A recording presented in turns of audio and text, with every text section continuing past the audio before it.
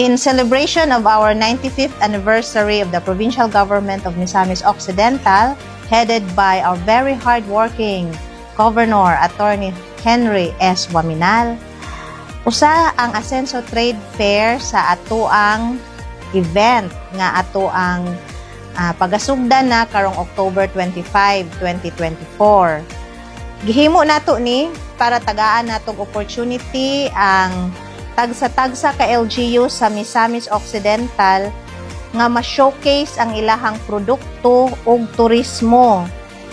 Kay isip usa ni sa atong suporta sa mga micro, small, and medium enterprises para mas mapalambo pagyod ang atong turismo dinhi sa atong probinsya ug mas maila ang atong mga produkto.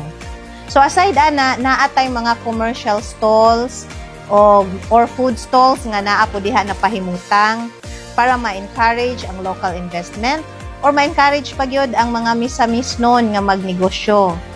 Aron pod ang atong mga bisita na apod slay kapalitan o pagkaon while nagsuroy-suroy sila.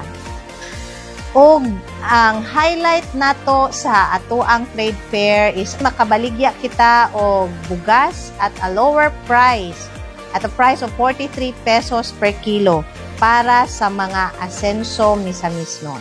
Okay, so I am inviting everyone to visit our Asenso Trade Fair on October 25 to November 10, 2024 at the Capitol Grounds, Oroqueta City. See you there!